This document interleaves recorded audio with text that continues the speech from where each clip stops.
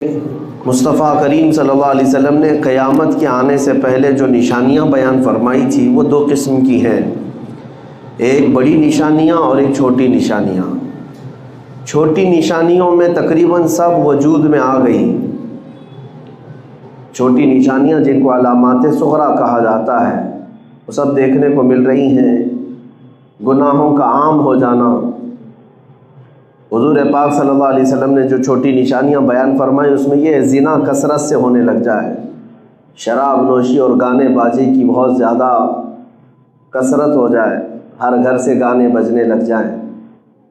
اور پھر اس کے علاوہ جو خاص علامت بتائی گئی تھی وہ یہ بھی ان تلد الامۃ ربتہا، تم دیکھو گے کہ ماں اپنا سردار جنے گی۔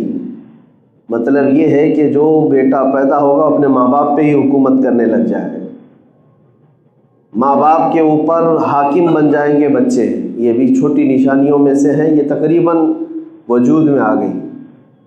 اور ایک نشانی میرے آقا صلی اللہ علیہ وسلم نے یہ فرمایا کہ تم دیکھو گے چرواہے اور چھوٹی قسم کے لوگ بڑی بڑی عمارتوں میں اور کرسیوں پر بیٹھ کر فخر کریں گے، حکومتیں ان کے ہاتھ میں آ جائیں گی جو چرواہے تھے، اور ننگے پیر گھومنے والے جو چھوٹی قسم کے لوگ تھے وہ بڑی بڑی عمارتوں پہ فخر کریں گے اور حکومتوں پر بیٹھ جائیں گے۔ تو کیا یہ علامتیں آج ہو بہو ثابت نہیں نظر آ رہی؟ مشرق سے لے کر مغرب تک، شمال سے جنوب تک، آپ یہ موجودہ سیاست کو اپنی نظر میں رکھیں گے اور ہر کنٹری میں آج حکومت اور رولنگ کس کی ہے ایک آپ انالائز کر کے دیکھ لیں تو تقریباً اس میں بیٹھے ہوئے لوگ وہی ہیں جو پچھلے بچھڑے ہوئے ذات کے لوگ ہیں، یا پھر ایسے لوگ کہ اچانک ڈاکہ زنی لوٹ مار سے نکل کر کے وہ حکومت میں آ گئے ہیں۔ تو یہ قیامت کی ان نشانیوں میں سے ہے جس کو میرے آقا صلی اللہ علیہ وسلم نے فرمایا۔ عرب کے بادشاہوں کا بھی حال یہی ہے کہ وہ پہلے کے دور کے بدو لوگ قزاق تھے آج کے، اور پھر اب ان کے ہاتھوں میں بے پناہ دولت ثروت حکومت ہے، اور ہمارے ہاں بھی یہی حالات ہیں۔ تو ان نشانیوں کے ساتھ ساتھ جو بڑی نشانیاں ہیں وہ قریب ہے آنے کی۔ بڑی نشانیوں میں سے سورج کا پچھم سے نکل آنا، دجال کا ظاہر ہونا، یاجوج ماجوج ایک فوج ہے جو پوری دنیا میں نکل کر تباہی مچائے گی، ان کا آنا، دابۃ الارض ایک جانور نکلے گا قیامت کی نشانیوں میں سے، حضرت امام مہدی کا ظاہر ہونا، حضرت عیسیٰ علیہ السلام کا آسمان سے اترنا، یہ وہ علامتیں ہیں جو بڑی علامتیں کہا گیا۔ قیامت کے آنے سے پہلے یہ بڑی علامتیں، ان کا ہونا ابھی باقی ہے۔ تو یہ بڑی علامتیں آنے سے پہلے کیا کیا ہوگا، بڑی علامتیں ظاہر ہونے سے پہلے کیا کیا ہوگا، ان میں اب جو قریب ہے جو ظاہر ہونے والی علامات میں وہ عالمی جنگ کا ہونا، جس کو میرے آقا صلی اللہ علیہ وسلم نے الملحمۃ الکبریٰ فرمایا۔ اسلام اور مخالفین کے درمیان دنیا کی ایک بہت بڑی جنگ ہوگی جس کا مرکز ملک شام بنے گا۔ حدیث پاک میں پورے الفاظ بھی ہیں جس میں مومنین اور مسلمین سے لڑنے کے لیے جو فوج آئے گی وہ 80 جھنڈوں کے نیچے، اور ہر جھنڈے کے نیچے 12,000 کی فوج ہوگی۔ رسول کریم صلی اللہ تعالیٰ علیہ وسلم نے ارشاد فرمایا وہ سارے متفق اور متحد ہو کر اسلام اور مسلمانوں کے خلاف جمع ہو جائیں گے، اور اس میں مومنین جو بکھرے ہوئے تھے، وہ منتشر جو تھے، وہ جمع ہو کر کے مقابلہ تو کریں گے، لیکن ان کی حالت یہ ہوگی کہ ایک تہائی حصہ میدان چھوڑ کر بھاگ جائے گا مسلمانوں میں، دوسرے دن دوسرا ایک تہائی حصہ شہید ہو جائے گا، قتل ہو جائے گا، پھر آخری جو تہائی حصہ 1/3 بچا ہوگا اللہ اسے فتح عطا فرمائے گا۔ یہ ملحمۃ الکبریٰ جس کو کہا ہے میرے آقا صلی اللہ علیہ وسلم نے، اس کے آثار اب دنیا میں صاف نظر آنے لگ رہے ہیں، اس کی نشانیاں صاف نظر آنے لگ رہی ہیں کہ ہر جگہ دیکھیں کہ دنیا میں اور بھی تو قومیں ہیں، اور بھی تو ادیان ہیں، اور بھی تو مذاہب ہیں۔ چائنا والے کس چیز کو مانتے ہیں آپ کو پتہ ہے؟ وہاں کا ایک سب سے بڑا دھرم، وہاں کا ایک سب سے بڑا ریلیجین جو پہلے زمانے کا تھا یعنی حضرت عیسیٰ علیہ السلام کی بھی ولادت سے پہلے کا دین ہے کنفوشیوس، اس کے ماننے والے لاکھوں کی تعداد میں وہاں رہے، لیکن لوگوں میں اب اس کا چرچا بھی نہیں۔ بدھزم ایک دین ہے، ایک دھرم ہے، ایک ریلیجن ہے، اس کا کوئی چرچا نہیں، کسی کے لیے وہ ٹارگٹ نہیں۔ افریقہ کے کئی ایسے ہیں وثنیہ جن کو عربی میں کہا جاتا ہے، ان کے الگ الگ اپنے افکار ہیں، آج بھی وہاں پر بلی چڑھانے کے اصول، یعنی انسانوں کے قتل یا اپنے دیوی دیوتاؤں کے لیے انسانوں کی بھینٹ چڑھانے والے مذاہب آج بھی موجود ہیں، ان کا کوئی ذکر نہیں ہے۔ عیسائیت پوری دنیا میں ایک بہت پھیلا ہوا دین ہے، یہودیت ہے، ہندوازم ہے جس کو سناتن کہا جاتا ہے، آریہ ایک قوم ہے اور ان کا بھی اپنا ایک دھرم ہے۔ لیکن میں یہ سب باتیں اس لیے عرض کر رہا ہوں کہ دنیا میں بہت سارے ریلیجنس ہیں، بہت سارے دھرم ہیں، بہت سارے مذاہب ہیں، لیکن سب سے زیادہ کہیں پر کسی بات کا چرچا ہوتا ہے تو صرف اسلام کا، صرف اسلام کا۔ امریکہ میں، یورپ میں، آسٹریلیا میں، افریقہ میں یا ایشیا میں، بر صغیر میں سب سے زیادہ کسی دھرم کے نام پر ڈسکشن ہوتا ہے تو اسلام کے نام پر۔ سارے لوگ اسلام کو کیوں ٹارگٹ بناتے ہیں؟ ہر جگہ اسلام ہی کیوں زیر بحث ہے؟ ہر جگہ مسلمان ہی کیوں ٹارگٹ میں ہیں اور ہر جگہ مسلمانوں کے معاملات ہی کیوں بحث کے میدان میں آتے ہیں؟ ہمارے یہاں خود دیکھ لیں آپ، میڈیا کے پاس اس سے بہتر مدعا کچھ ہے ہی نہیں۔ 24 گھنٹے ان کے ڈیسک پر اگر کوئی ہاٹ ٹاپک پر گفتگو ہوتی ہے تو اسلام ہے، اور اسلام کو اس طرح سے کریدا جاتا ہے جیسے ایک ایک کپڑے کے تار کو نکال کر کے اس پر بحث کی جائے، یہ بٹن ہے، یہ آستین ہے، یہ پائنچا ہے، یہ فلاں ہے، تو اسلام کی ایک ایک چیز پر یہ حلال ہے، یہ برقع ہے، یہ اذان ہے، یہ اذان کے الفاظ میں یہ ہے، یہ نماز کے رکوع میں یہ ہے، سجدے میں یہ ہے، ان کے کلمے میں ورڈ یہ ہے۔ اتنی چیزوں پر بحث کسی دھرم کے متعلق نہیں کی جاتی جتنا اسلام کے متعلق ہے۔ کیوں؟ اسلام پورے دنیا کا ایک ٹارگٹ کیوں بنا ہوا ہے؟ ساری دنیا اسی کو زیر بحث کیوں لاتی ہے؟ موضوع یہی کیوں ہے؟ تو میرے عزیزوں، کچھ تو آپ کو بھی یہ ذہن استعمال کرنا چاہیے، کوڑھیوں کا کوئی حسد کرنے والا نہیں ہوتا، کوڑ کی بیماری والے سے کوئی حسد نہیں کرتا، حسد جو ہے حسن والے سے ہی کیا جاتا ہے۔ تکلیف کسی سے ہے، لوگوں کو جلن کسی سے ہے تو حسن والے سے ہی ہے۔ تو بات تو اتنی سمجھ میں آئی کہ بہت زیادہ اگر ہم موضوع بحث ہیں تو کچھ تو حسن کی بات ہے۔ اسلام سے کوئی تو ایسی بات ہے جس کی وجہ سے یہ سارے لوگ اس پر ڈسکشن کرتے ہیں۔ میں وہ حقیقت آپ کے سامنے رکھنا چاہتا ہوں میرے عزیزوں، یہ میرا چیلنج ہے پوری دنیا میں، جو اسلام کے اندر روحانیت ہے، جو مسلمانوں کا آخرت سے تعلق ہے، اللہ رب العزت کی بارگاہ میں کھڑے ہونے کا تصور ہے، لا کر کے دکھاؤ۔ کسی دھرم میں، کسی دین میں یہ چیز نہیں مل سکتی، اس لیے کہ اسلام کو پوری دنیا میں تم ہزار موضوع بحث بناؤ، لیکن اسلام میں آنے والا جو اپنے اندر فیلنگ محسوس کرتا ہے وہ دنیا میں کہیں محسوس نہیں کر سکتا، کہیں نہیں۔ کیوں؟ آج آپ مسجد میں آئے ہیں جمعہ کے لیے اتنی کثیر تعداد میں، مجھے بتاؤ کیا امام تمہیں گھر سے لانے گیا تھا، یا مؤذن تمہارا ہاتھ پکڑ کر کے یہاں لایا ہے، یا کوئی ایسا بادشاہ ہے جو تمہیں ڈنڈا مار کر کے گھر سے بھیجا ہے؟ کون ہے؟ کس نے تمہیں بھیجا یہاں پر؟ لیکن جمعہ کی ادھر اذان کی آواز آتی ہے کہ دوڑے بھاگے چلے آتے۔ یہ کون سا خوف تمہارے سینے پر ہے؟ نہ بادشاہ کا ڈر ہے، نہ امام کا ہے، نہ مؤذن کا ہے، نہ وقت کے کسی سیٹ کا ہے۔ تم خود ہی یہ جو مسجدوں کی صفوں میں کھڑے ہوتے ہو، یہی جو تعلق باللہ ہے، اللہ سے جو تعلق ہے، یہ کہیں پر بھی مل نہیں سکتا، یہ کہیں نہیں مل سکتا۔ یہ آج بھی نہیں بلکہ ہر زمانے میں مسلمان اگر کسی بات پر متحد رہے، وہ اپنے رب ذوالجلال کے سے تعلق اور مصطفیٰ کریم کی محبت پر متحد و متفق رہے، اور یہی وہ طاقت ہے جس کو دنیا چاہتی ہے کہ ختم کر دیا جائے۔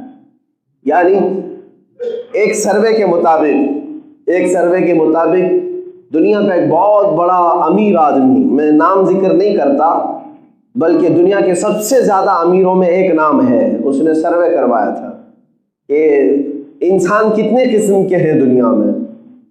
تو انسانوں کی 3 قسمیں اس میں شمار کی گئی. ایک وہ لوگ ہیں جن کو دھرم سے کوئی تعلق ہی نہیں، یعنی وہ دھرم کو مانتے ہی نہیں، وہ ایتھیسٹ ہے.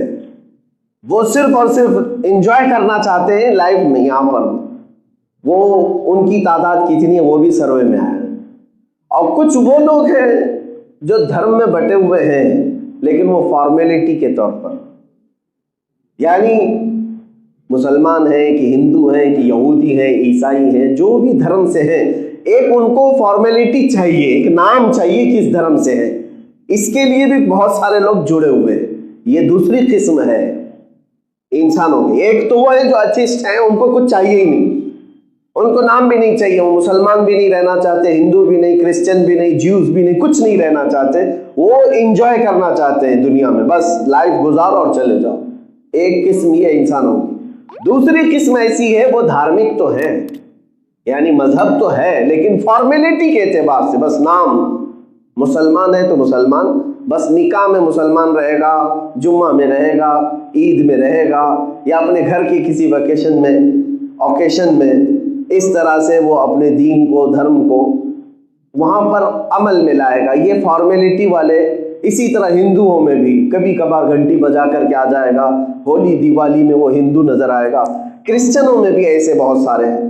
تو یہ دوسری قسم ہو گئی. اور تیسری قسم ہے انسانوں کی، تو وہ جس نے ریسرچ کیا یا سروے کیا وہ کہتا ہے کہ انسانوں میں یہ لوگ ہیں، دے آر ویری ڈینجرس، سب سے زیادہ خطرناک لوگ ہیں. یہ کہا کہ وہ کون لوگ ہیں؟ کہتے ہیں ایک قسم دنیا میں ایسی ہے جو صرف دھارمک نہیں بلکہ وہ اپنے دین کے لیے جان بھی دینے کو تیار ہوتے ہیں، مرنے کے لیے بھی تیار ہوتے ہیں، مارنے کے لیے بھی تیار ہوتے ہیں. اور یہ کتنے ہیں؟ یعنی تقریباً 600 کروڑ کی آبادی میں یا 700 کروڑ کے قریب کی آبادی میں پورے ورلڈ کی. اس نے جو سروے کیا اور کہا کہ تقریباً 200 کروڑ یا 100 کروڑ کے 100 سے 200 کروڑ کے بیچ ایسے لوگ ہیں جو ایتھیسٹ ہو گئے ابھی فی الحال. وہ کسی دھرم اور دین سے تعلق نہیں رکھ رہے.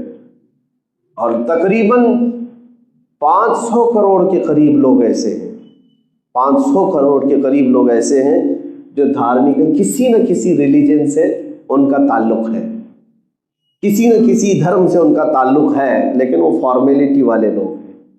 اور پھر کہا پوری دنیا بھر میں 50 کروڑ یا 100 کروڑ لوگ بھی نہیں ہوتے جو پورے کے پورے دھرم سے تعلق رکھتے ہیں، پورے کے طور پر یعنی مذہبی ہیں. جیسے اس میں علماء ہیں، اس میں پنڈت ہیں، اس میں بہت سارے جو مذہبی لوگ ہیں. لیکن ساتھ میں سروے میں یہ بھی کہا گیا جن کو ویری ڈینجرس کہا گیا ہے، جو دنیا کی چھوٹی سی آبادی میں ہے، یہ لوگ دھرم کے لیے بہت ہی زیادہ سخت ہوتے ہیں، تسلط ہے ان کے اندر. ان میں بھی اس نے کہا کہ جس میں پورے کے پورے جو لاسٹ والے طبقے میں 90%، 10% کو چھوڑ کے، یہ سارے دین والے لوگوں کی بات ہے، عیسائی بھی ہیں، یہودی بھی ہیں، سب ہیں اس کے اندر جو ویری ریلیجیس ہیں، بہت زیادہ مذہبی ہیں. ان میں بھی 90% ایسے ہیں جو اپنے دین پر، اپنے مقدسات پر، اپنے خدا پر جان دینے کے لیے جو تیار ہے. 90% صرف مسلمان، باقی 10% میں پوری دنیا ہے. یہ چیز جو ہے دنیا کہتی ہے کہ یہ جو اس کا احساس ہے، یہ جو تعلق ہے اپنے رب سے، اپنے رسول سے، یہ ایسی چیز ہے جو اس کے سامنے جان سے بھی زیادہ بڑھ کر کے اہمیت رکھتی ہے. دنیا اگر کسی کو ڈراتی ہے تو کس بات سے ڈراتی ہے؟ یہ نہیں کرو گے تو پھانسی پہ چڑھا دیں گے، اگر تم ہماری بات نہیں مانو گے تو تمہیں قتل کر دیں گے. ہائیسٹ سزا دنیا میں موت ہے. سب سے بڑی سزا دنیا میں کیا ہے؟ پھانسی ہے، مار دینا ہے. موت کے بعد بھی کوئی سزا ہوتی ہے؟ موت سب سے بڑی سزا ہے. تو وہ جو سروے کرنے والا وہ کہتا ہے کہ یہ وہ لوگ ہیں جو موت سے بھی نہیں ڈرتے، جس کی وجہ سے یہ لوگ دنیا کو کھٹکتے ہیں. اقبال نے اسی کی ترجمانی کی تھی، یورپ یہ کہتا ہے یہ فاقہ کش موت سے ڈرتا نہیں ذرا.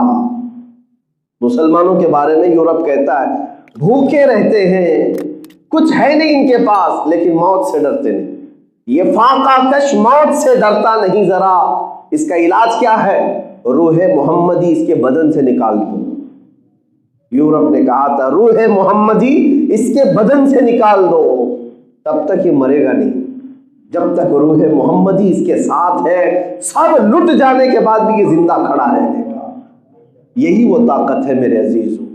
بہرحال میں جو بات عرض کرنے جا رہا تھا وہ کچھ اور تھی. میں تمہارے متعلق یہ کہنا چاہ رہا تھا قیامت کے قریب جو بڑی علامتوں میں سے ہے وہ دجال کا آنا ہے. اس سے پہلے جو حالات ہونے والے ہیں وہ جنگ کے جیسے حالات جو آج پیش کیے جا رہے ہیں. یہ فیلڈ ہموار کی جا رہی ہے، میدان تیار کیے جا رہے ہیں، جگہ جگہ پر اسی طرح کے ووادت بیانات اور مسلمانوں کے نفس کو، ان کے نبض کو بھڑکانا، ان کی روح کو تڑپانا، ان کے کلیجے کو تکلیف دینا، جس کو وہ حضور پاک صلی اللہ علیہ وسلم سے سب سے زیادہ محبت رکھتے ہیں، ان مقدسات کو چھیڑ چھاڑ کرنا، یہ پوری دنیا میں چل رہا ہے. اور ایک بہت بڑی چیز جو دجال کے آنے سے پہلے ہونی ہے، احادیث کی روشنی میں ایک کام یہ کیا جائے گا کہ جتنا جھوٹ ہوگا اس کو سچ کر کے دکھایا جائے گا، اور جتنا سچ ہوگا اسے جھوٹ بنا کر دکھایا جائے گا. اسی کو دجل کہتے ہیں. دجل کا مطلب ہے حقیقت پر پردہ ڈال دینا، اسی سے دجال ہے. دجال اس کا نام کیوں ہے؟ کہ وہ سب سے بڑا جھوٹا ہوگا. اسی لیے میں نے میڈیا کو بھی دجالی ہی کہا ہے ابھی تک. یہ جتنی ہے جھوٹ کو سچ کر کے دکھانا اور سچ کو جھوٹ، یہ اس کو عربی میں دجل کہتے ہیں، دجل، اور اسی سے دجال بنا ہے. اور اس کے آنے سے پہلے اس کے چیلے چپاٹے پوری دنیا میں یہی کام کریں گے. سارا جتنا بھی نظام ہے اس کو ایسا بناؤ کہ لوگوں کے دماغ میں وہی لگنے لگ جائے. دجال آئے گا تو کیا ہوگا پتہ ہے؟ کیا ہوگا؟ وہ ایسی حرکتیں کر کے دکھائے گا کہ بھیڑ جمع ہوگی اس کے ساتھ، اور وہ کہے گا میں ابھی بارش برسا کر کے دکھاؤں. یوں چٹکی لے کر کے بارش برسا دے گا آسمانوں سے. یہ دجل ہے، شعبدہ بازی ہے، لیکن لوگوں کو نظر آئے گا. انگلی کا اشارہ یوں کر دے تو زمین سے سبزہ اگنے لگ جائے آنکھوں کے سامنے. کسی شخص کو مار دے گا اور پھر اس کو زندہ کر کے دکھائے گا. یہ اتنی بڑی جو حرکتیں، اتنے بڑے جو کام ہیں، عام لوگ دیکھ کر کے حیرت میں آ جائیں گے اور اس کو خدا مان بیٹھیں گے، اور وہ گمراہ کرے گا لوگوں کو اور اپنے آپ کو تسلیم کرانے کے لیے سارے کام کرے گا. لیکن میرے آقا صلی اللہ علیہ وسلم فرماتے ہیں جو مومن ہوگا یہ سارے کام دیکھ کر کے بھی اسے ٹھکرائے گا اور کہے گا میرا رب اللہ ہے، میرا رب اللہ ہے. میرے عزیزو، اتنے بڑے دجال کی حرکتوں سے جو بندہ ٹس سے مس نہیں ہوگا وہی مومن ہوگا. اور دجال کیا کیا نہیں کرے گا. ایک بات یہ بھی بتا دوں آپ کو، آج جو حالات ہیں اس میں کچھ لوگ تماشا دیکھنے کی کوشش کرتے ہیں، کہہ رہے ہم بھی دیکھ کر کے آتے ہیں، ہو کیا رہا ہے دیکھیں گے نا ہم بھی. اس میں حدیث پاک میں ملتا ہے دجال جب آئے گا اور وہ کہیں اپنی شعبدہ بازی دکھا رہا ہوگا، اپنے کرتب دکھا رہا ہوگا، کچھ لوگ اپنے گھروں سے صرف یہ دیکھنے کے لیے جائیں گے اور گمراہ ہو جائیں گے. بلکہ جب وہ آئے تو اپنے بچوں کے اندر ایمان ایسا راسخ کرو کہ ہماری آزمائش آ گئی، ہمارا امتحان آ گیا. اگر وہ تمہیں ایک ہاتھ میں جنت دکھاتا ہے، یہ بھی حدیث میں ہے، ایک ہاتھ میں وہ دیکھنے کے لیے کہتا ہے تو ہرے باغات، خوبصورت ندیاں، نہر، نالے سب اس کے اندر نظر آئیں گے، اور کہے گا مجھے مان لو میں اس جنت میں تمہیں داخل کروں گا. اور جو نہ مانے اس کو ایک بائیں ہاتھ میں وہ دوزخ دکھائے گا جس میں بھڑکتی ہوئی آگ ہوگی، طرح کے اس میں عذابات نظر آئیں گے، اور اس بندے سے کہے گا اگر مجھے تو نہیں مانا تو اس میں داخل کر دوں گا. حضور پاک صلی اللہ علیہ وسلم فرماتے ہیں اس کی جو جنت ہے وہ حقیقت میں دوزخ ہے، اور اس کی جو دوزخ ہے وہ حقیقت میں اللہ کی جنت ہے. اگر تجھے وہ آگ دکھائے تو ڈرنا مت، اس کی آگ کو قبول کر لے، وہ اللہ کی جنت ہے، وہ اللہ کی جنت ہے. تو جائے گا، تکلیف کچھ نہ ہوگی، تو امتحان میں کامیاب ہوگا اور مولا تجھے جنت عطا کرے گا. وہ حقیقت میں اللہ کی جنت ہے۔ لیکن ان باتوں کو میں آپ کے سامنے اس لیے عرض کر رہا ہوں کہ دجال کے آنے کے وقت مومنین کیسے جمع رہیں گے، کیسے آپ ڈٹے رہیں گے، یہ مجھے سمجھ میں نہیں آتا۔ ایک چھوٹے موٹے بابا کے پیچھے یہاں لوگ دین بیچ دیتے ہیں، الٹے سیدھے ڈھکوسلے بابا۔ ممبئی تو اس بارے میں بڑی مشہور ہے، کسی کو کچھ کر کے دکھا دیا، بابا کے پیچھے پڑ گئے۔ تو جب دجال آئے گا تو تب کیسے ایمان بچاؤ گے؟ یہ تمہارے لیے بہت بڑی امتحان کی گھڑی ہوگی۔ اس لیے ایک وظیفہ بھی میرے آقا نے فرمایا، جو ہر جمعہ کو سورہ کہف کی تلاوت کرے گا دجال کے فتنوں سے اللہ اسے محفوظ رکھے گا۔ 15ویں پارے کی یہ سورۃ الکہف ہر جمعہ کو میرے عزیزوں تلاوت کر لیا کرو۔ اور پھر یہ بھی حدیث میں ہے، سورہ کہف کی پہلی جو 10 آیتیں ہیں، 10 آیتیں جسے یاد ہو گئی، جن کے بچوں کو اور جن کے گھروں کو، ان کو اللہ تعالیٰ دجال کے فتنے میں مبتلا نہیں کرے گا۔ اور سب سے بڑا فتنہ دنیا کا دجال کا ہے، سب سے بڑا فتنہ۔ اور میں جو بات آج عرض کر رہا ہوں اس کی وجہ یہی ہے کہ اس دجال کے آنے سے پہلے جو یہ ماحول بنا ہے، یہ سب اس بات کی طرف اشارہ کر رہا ہے کہ بہت وقت قریب آ چکا، وقت بہت قریب آ چکا۔ یہاں ظلم کو انصاف کا نام دیا جاتا ہے اور انصاف کو ظلم کا نام۔ تو یہ دجل ہے یا نہیں؟ یہ دجل ہے یا نہیں؟ مظلوموں کو ظالم بنا کر کے پیش کریں گے اور ظالموں کو مظلوم بنا کر پیش کریں گے۔ یہ دجل ہے یا نہیں؟ یہ جھوٹ، حقیقت پر پردہ ڈالنا۔ آپ نہیں دیکھ رہے؟ ارے اپنے حقوق کا مطالبہ کرنے کے لیے آپ باہر نکل جاؤ، ابھی کل سے تمہارے ساتھ ٹیگ لگ جائے گا، یہ آتنکوادی ہے، یہ دہشت گرد ہے، ٹیررسٹ ہے۔ ارے آندولن تو پہلے بھی ہوتے تھے نا، پروٹیسٹ تو پہلے بھی ہوتے تھے، لیکن اب جو بھی میدان میں جائے گا، مسلمان پروٹیسٹ کر رہا ہے تو آتنکوادی، یہ ٹیررسٹ ہے۔ یہ میری آنکھوں دیکھی بات میں عرض کر رہا ہوں۔ ہمارے پاس سے یہ ساری چیزیں چھین لی گئی ہیں۔ میڈیا اسی کام کے لیے بیٹھا ہی ہے کہ تمہیں یہ ٹیگ لگا کر کے چھوڑ دے کہ یہ آتنکی ہیں، دہشت گرد ہیں، پتھر باز ہیں۔ یہ تو ہمیں پتہ ہے کہ کون پتھر لاتا ہے، کون پتھر مارتا ہے، سب پتہ ہے۔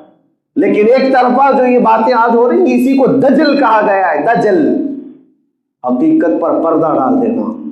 جھوٹ کو اتنا بیان کرو، اتنا بیان کرو کہ لوگوں کو سچ لگنے لگ جائے۔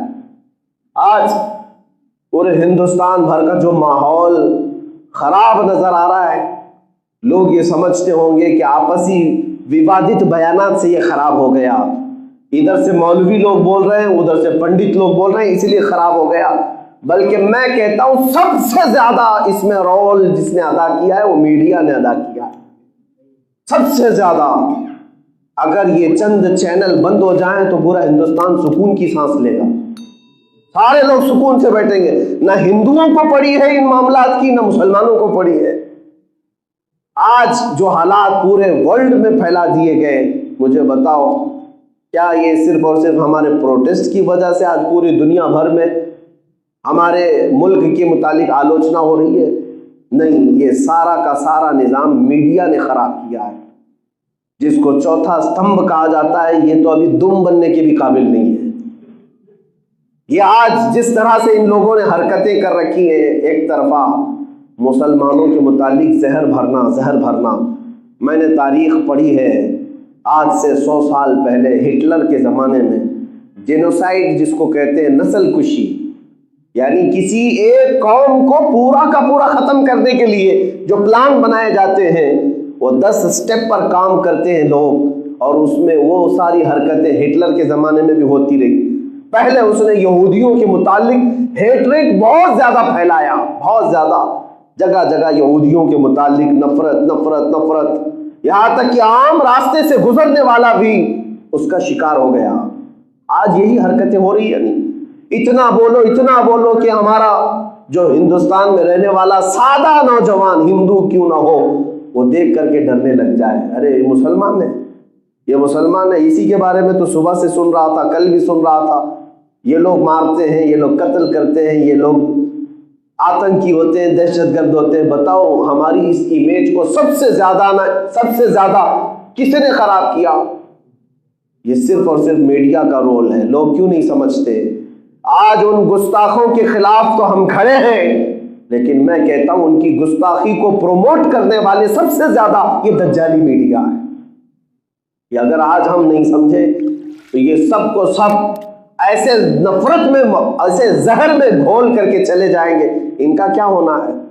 ان کا چینل چل رہا ہے مسلمان کے نام سے، چینل چل رہا ہے مسجد کے نام پر، چینل چل رہا ہے ہمارے مینار، ہمارے گنبد کے نام پر. دیکھو آپ، ان کی ساری روزی روٹی مسلمانوں کے نام پر ہی چل رہی ہے. یہ چھوڑے تو دوسرا مدعا نہیں ہے. یہ دجل ہے، دجل ہے. مجھے یہ بات سمجھ میں نہیں آتی، جو حکومت سب کا ساتھ سب کا وکاس کی بات کرتی ہو، یا ڈپارٹمنٹ امن کی بحالی کے لیے ہمیں مشورے دینے آتی ہے کہ مولانا امن قائم رکھو، فساد نہ ہونے پائے، فتنہ نہ ہونے پائے، تو کیا ان کو یہ ساری باتیں نظر نہیں آ رہی؟ یہ میڈیا میں بیٹھے ہوئے لوگ اتنا زہر کیوں پھیلاتے ہیں؟ آپ نے کبھی محسوس کیا کہ انہوں نے چینل میں اپنے وہ بھی چیزیں چلائی، میں ایکس مسلم کیوں بنا؟ ایک پورا شو چلایا جا رہا ہے. جو اسلام چھوڑ کر کے گئے ہوئے لوگ ہیں، ایسے ایتھسٹ، ایسے مرتد، ان کو ہاٹ سیٹ پر بٹھا کر کے ان کے ساتھ انٹرویو لیا جاتا ہے. آپ نے اسلام کیوں چھوڑا؟ آپ اسلام میں کیا کیا برائیاں دیکھتے تھے؟ یہ بھی کوئی نیوز ہے؟ یہ بھی کوئی چیزیں ہیں؟ یہ ہیٹ ریٹ پھیلانے کا طریقہ ہے. کیا آج تک ان نیوز چینلز پہ آپ نے دیکھا کہ کوئی کرسچینٹی سے بدل کر ہندوازم کو قبول کیا ہو، اس کو لا کر کے مہمان بنایا گیا ہو؟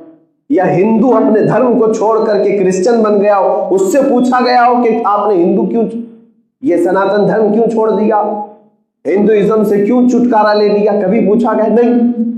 ایکس مسلم کیوں بنا؟ اس پر تو پورے ڈیبیٹ چل رہے ہیں پورے چینل پہ، سارے کے سارے یہ لوگ تماشا کیا بنائے ہیں.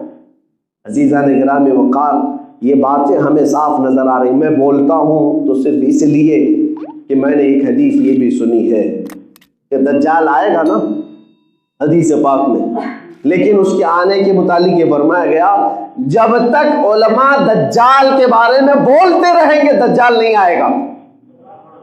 یہ بات بھی سمجھ لیجیے آپ. جب اس کے بارے میں ذکر کرنا لوگ چھوڑ دیں گے، بھول چکے ہوں گے، تب دجال آئے گا. لوگ بھول چکے ہوں گے. آج تو تقریباً ایسا ہو گیا ہے کہ اس موضوع پر بیان بھی نہیں کیے جاتے. دجال کے دجل اور اس کے جھوٹ، اس کے فریب کو جس طرح سے آج پروموٹ کیا جا رہا ہے، اس کے بارے میں بیان بھی نہیں کیا جاتا. میں نے روایت میں پڑھا ہے کہ جب لوگ بھول چکے ہوں گے، اس کا ذکر بھی نہیں چل رہا ہوگا، اس وقت وہ دجال آ جائے گا. میں اسی لیے بار بار ذکر کرتا ہوں کہ مولا ہماری زندگی میں وہ فتنہ نہ آئے، ہمیں اس فتنے میں مبتلا نہ کرے. اس لیے کہ حضور پاک دعا کرتے تھے اللہم ان اردت فتنة بعبادک فاقبضنا غیر مفتونین. اے مولا اگر تو اپنے بندوں میں آزمائش کا ارادہ کر لے، حضور کی دعا ہے، اگر تو آزمانے کا ارادہ کر لیا ہے اپنے بندوں سے تو مولا اس آزمائش سے پہلے تو مجھے موت عطا فرما دے، اس آزمائش میں اترنے سے پہلے ہمیں تو اٹھا لے. جب حضور یہ دعا کرتے تھے تو ہم کیسے نہ کریں؟ اسی لیے میرے عزیزو، آج جس طرح کے یہ ماحول پیدا کیے گئے ہیں، یہ ہمارا امتحان تو ہے، ہماری آزمائش ہے. لیکن میں آج جتنی بھی باتیں کہا ہوں یہ سب کان کھول کر کے سن لیں گے. میں آپ کو یہ باتیں صرف اتنی نہیں کہ آپ حاضرین سن رہے ہیں، دور تک بھی یہ لوگ سنتے ہیں. میں بھرپور مذمت کرتا ہوں اس ہیٹ ریٹ پھیلانے والے دجالی میڈیا کا کہ جی تم لوگوں نے پورے دیش کے ماحول کو خراب کر رکھا ہے، سب کے امن کو غارت کر رکھا ہے. کسی کو اتنی ضرورت نہیں تھی کہ مسجد کے معاملے پر، مندر کے معاملے پر اتنے وواد کھڑے کر دیے جائیں. یہاں پر آج لوگوں کے جاب کا مسئلہ ہے، روزی روٹی کا مسئلہ ہے، مہنگائی کا مسئلہ ہے، لوگ اپنے اپنے دکانوں میں جوجھ رہے ہیں، قرضوں میں کتنے لوگ پریشان ہیں. ان کے مداوا کرنے والا کوئی نہیں، ان کے متعلق پوچھنے والا کوئی نہیں. آج حقیقت یہ ہے کہ ہماری جی ڈی پی کا حال کیا ہے، ارتھ ویوستھا کا حال کیا ہے، اکنامی کیا سے کیا ہو رہی ہے، پورا انٹرنیشنل ہماری امیج کیا بن رہی، اس سے کوئی غرض نہیں. لیکن یہ ہے کہ یہ چند ظالم ہمیں لڑا کر کے دیش کے ماحول میں آگ لگا کر یہ باہر بیٹھے دیکھتے رہے کہ کیسے لڑ رہے ہیں لوگ، کیسے لڑ رہے ہیں. پتھر بازی عام لوگ کرتے رہے اور یہ وہاں بیٹھ کر کے دیکھتے رہے. یہ تمام حالات میں تمام دیش واسیوں سے بھی کہوں گا کہ آج سنبھل جاؤ، یہ ہمارا وطن عزیز ہے جس کو ہمارے پرکھوں نے اپنے خون سے سینچا ہے۔ تمہیں پتہ بھی ہے کہ اس دیش کے لیے کتنی قربانیاں ہوئی ہیں، سبوں کی ہوئی ہیں، سبوں کی قربانیاں۔ 1 لاکھ سے زیادہ لوگ قتل ہو چکے ہیں، 1.5 لاکھ کے قریب آزاد کرانے کے لیے اس بھارت کو کتنی جانیں گئی ہیں۔ 30,000 علماء کو درختوں سے لٹکایا گیا تھا، کشمیر سے لے کر دلی تک ہر درخت پر ایک عالم کی لاش بھی نظر آتی تھی۔ یہ ساری قربانیاں ہمیں پتہ ہے، ہم نے تاریخ دیکھی ہے اس دیش کے لیے، اور وہ بھی 1-2 سال کے آندولن پہ نہیں یہ بھارت ہمارا آزاد ہوا۔ 1857 سے لے کر 1947 تقریباً 90 سال کا عرصہ گزر جاتا ہے۔ 90 سال کے سنگھرش کے بعد، سٹرگل کرنے کے بعد جب یہ بھارت ہمیں اس طرح کی کیفیت کے ساتھ آج ملا ہے تو یہ ظالم دوبارہ اس کو اسی کیفیت میں مبتلا کرنے کی کوشش کر رہے ہیں۔ اس لیے میں آج یہ درد کے ساتھ عرض کرتا ہوں کہ ہمارے پرکھوں اور ہمارے آبا و اجداد کو جو مشقتیں اٹھانی تھی وہ اٹھا کر گئے، تو کیا یہی لڑنے مرنے کے لیے، ایک دوسرے کو کاٹنے کے لیے، کیا اسی خون کے بازار کو گرم کرنے کے لیے؟ اگر کسی کو اپنے اس وطن سے پیار ہے تو یہ اس طرح کی حرکتیں ہونے سے لوگوں کو روکے گا۔ میں حکومت وقت سے بھی کہتا ہوں، ڈپارٹمنٹ سے بھی کہتا ہوں، اگر آپ سیریس ہیں اس میٹر پر تو یہ زہریلا ماحول بنانے والوں کو روک دیا جائے۔ ہم جو بات عرض کرتے ہیں، اگر کچھ لوگوں کو، ظاہر سی بات ہے میڈیا میں آپ جا کر کے دیکھو ان کے ہاں کٹر لوگ کون ہیں، بھڑکاؤ لوگ کون ہیں، مولانا لوگ ہیں، صرف مولانا ہے، اس میں میرا نام کثرت سے لیا جاتا ہے کہ یہ بھڑکاؤ مولانا ہے، بھڑکاؤ مولانا ہے۔ باقی تم حضور کی شان میں گندی گالیاں دو، وہ بھڑکاؤ نہیں ہے، وہ حقیقت بول رہے ہیں ان کے حساب سے، معاذ اللہ۔ ان کے ہاں فریڈم آف ایکسپریشن ہے، حضور کو گالیاں دو، قرآن کو گالیاں دو، اللہ کو گالیاں دو، اسلام کو گالیاں دو، یہ سب فریڈم ہے۔ اور ہم ڈیفنس میں کچھ بات کریں تو یہ بھڑکاؤ، یہی تو دجالی نظام ہے، یہی تو مظلوم کو تم ظالم بنا کر پیش کر رہے ہو اور ظالموں کو حق کی آواز اٹھانے والا کہہ رہے ہو جو ظالم ہیں۔ ایک بات میں آپ کو بتاؤں، اتنے زمانے میں میری تقریریں سننے والے لوگ بھی موجود ہیں، ہمارے پاس بھی اسٹڈی ہے، ہم بھی کئی دھرم اور کئی ادیان، کئی ریلیجین کو پڑھے ہوئے ہیں، ہم نے کبھی وہ تاریخ اٹھا کر کے آج تک رکھی نہیں کہ تاریخ میں فلاں جگہ یہ ہے، رام نے سیتا کے ساتھ کتنی عمر میں شادی کی، کرشنا نے، یہ لکشمن نے کتنی عمر میں اپنی شادیاں کی ہیں۔ یہ سب تاریخ ہم بھی پڑھے ہوئے ہیں، ہم بھی پڑھے ہوئے ہیں۔ ہر ایک کا اپنا فیتھ ہے، ہر ایک کا اپنے دھرم سے لگاؤ ہے، تو کیا ہم ان تمام چیزوں کو ڈیسک پر لے کر کے بیٹھے ہوئے ہیں؟ میرے پاس تاریخ ہے، عیسائیوں کے 1-2 نہیں، میں 10 تمہارے سامنے پیش کر کے رکھوں۔ سینٹ آگسٹین، راجا رچرڈ، ہینری، یہ سب وہ نام ہیں جنہوں نے 8 سال کی لڑکیوں سے شادیاں کی ہیں، 7 سال کی لڑکیوں سے۔ تاریخ میں یہ بھی موجود ہے۔ سناتن دھرم جس کو یہ لوگ کہتے ہیں، ان میں بڑے بڑے ان کے پرکھوں کی متعلق میں بتاؤں، 6 سال کی لڑکیوں سے بھی شادی ہے، 10 سال کی لڑکیوں سے بھی شادی ہے۔ وہ زمانہ تھا، اس زمانے میں میچورٹی لڑکیوں کی اس طرح ہو جاتی تھی۔ ہم نے کبھی ان تمام چیزوں پر اعتراض نہیں جتایا، لیکن یہ پوری دنیا کو بیوقوف بناتے ہیں۔ نبی پاک صلی اللہ تعالیٰ علیہ وسلم نے ماں عائشہ صدیقہ سے 9 سال کی عمر میں شادی کی، ایسا کر دیا، بچی سے نکاح کر لیا، بچی سے۔ ظالموں، تمہیں خبر کیا ہے لڑکیوں کے سائیکالوجی کو، ان کی طبیعت کو ہر زمانے میں، ہر موسم میں، ہر علاقے میں الگ الگ انداز سے ڈیفائن کیا گیا ہے۔ تم جس کنویں میں رہتے ہو، مینڈک جو ہے اسی کو پوری دنیا سمجھتی ہے، پتہ ہی نہیں ہے عرب کا موسم کیا ہے، عرب کا ماحول کیا ہے، امریکہ میں میچورٹی کیا ہوتی ہے، افریقہ میں میچورٹی کیا ہوتی ہے۔ آج بھی فرق ہے، آج بھی۔ اگر آج 18 سال کی لڑکی کے لیے یہاں پر ہمارا دیش میچورٹی کا ایک سرٹیفکیٹ دیتا ہے کہ یہ شادی کے لائق لڑکی ہے، تو دوسری کنٹریز کیا پوری دنیا میں 18 سال کی عمر ہے؟ سارے ورلڈ میں 18 سال کی عمر ہے؟ جاؤ آج امریکہ میں، چائنا میں 21 سال کی عمر ہے۔ 21 سال سے پہلے والی کو نابالغ کہتے ہیں۔ 21 کی اگر عمر نہیں ہے تو نابالغ ہے ان کے ہاں۔ اس کا مطلب یہ ہوا کہ ہندوستان کے جتنے بھی لوگ 19 سال کی لڑکی سے شادی کیے تو چائنا والوں کے نزدیک نابالغ لڑکی سے نکاح کیا۔ ہر ایک زمانے میں، ہر ایک علاقے میں، ہر ایک موسم کی میچورٹی الگ ہے لڑکیوں کی۔ امریکہ میں کچھ ایسے اسٹیٹس ہیں جہاں خود ایک قانون نہیں ہے، ایک قانون پورے جو اسٹیٹس آف امریکہ ہیں USA میں، سب جگہ لڑکیوں کی میچورٹی کی ایک عمر نہیں رکھی گئی۔ بعض جگہ 18 ہے، بعض جگہ 16 ہے، بعض جگہ 20 ہے، الگ الگ ایک دوسرے کا جو یہ اختلاف ہے۔ اور جب ہم پچھلے زمانے میں جائیں تو وہاں پر لڑکیوں کی میچورٹی بہت جلد ہوا کرتی تھی، بہت جلد ہوا کرتی تھی۔ اب یہاں پر موجود بڑے لوگ جو ہیں وہ خود ہی اپنے ماں باپ کی شادی کے بارے میں پوچھ لے، پتہ چل جائے گا۔ اکثر پرانے زمانے میں، ابھی کے ہمارے والدین کے زمانے میں، ہمارے دادا دادی نانا نانیوں کے زمانے میں نکاح کب ہو جاتے تھے، شادیاں کب ہو جاتی تھی، پوچھ لے۔ آج بھی یہ رواج تھا، 14 سال کی لڑکیوں سے شادی ہو جاتی تھی۔ آج بھی راجستھان میں کئی علاقے ایسے ہیں جہاں پر شادی کر دی جاتی ہے 14 سال کی لڑکیوں کی۔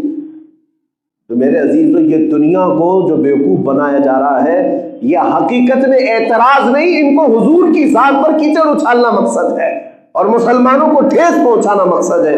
انشاءاللہ العزیز یہ فقیر ان تمام چیزوں کے اعتراضات کے جواب 17 تاریخ کو ضرور عطا کرے گا انشاءاللہ العزیز۔ نبی پاک صلی اللہ تعالیٰ علیہ وسلم کے متعلق جس قدر تم نے بھدے اعتراضات کیے، یہ فقیر ساری چیزوں کو لے کر حاضر رہے گا انشاءاللہ۔ لیکن میں تمام مومنین سے یہ کہتا ہوں کہ تم بھی حضور کی سیرت پڑھو اور اس میں کوئی بھی اپنے اندر کائرتا نہ لائے اور کوئی بھی سبکی محسوس نہ کرے، ارے کیا ہمارے نبی کی ذات میں ایسے ایسے معاملات تھے؟